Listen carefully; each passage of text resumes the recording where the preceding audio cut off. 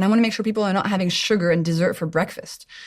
Sweet cereal in the morning and orange juice. That's dessert. Anyway, I'm all about just trying to empower people with the information so they don't get trapped by these marketing lies.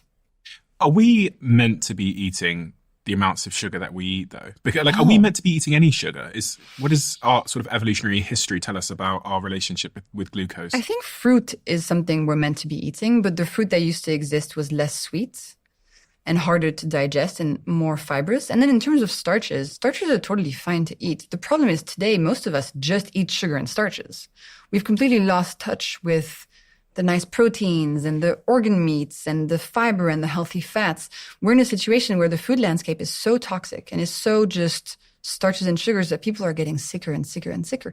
And it's addictive and it's cheap. So we're in a very difficult situation. And that's the situation that, the GLP-1s are trying to solve. We're in a pickle. We are in a pickle.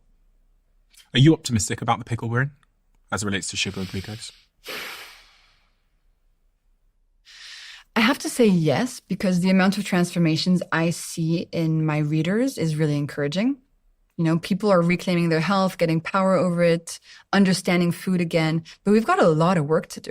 And I can do my work educating people from the ground up on these hacks, but we also need systemic change. We need policy. We need governments to get involved. And we need to find ways to make healthier food because we're just killing the population right now. It's really terrible. So talking about some of the consequences of a high glucose diet. One of them you mentioned earlier when we were talking about glycation is aging. Has anyone ever done any research to prove that a high glucose diet is associated or correlated with increased or accelerated aging?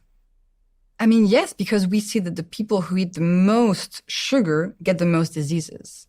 Right? So we see correlations, but they're not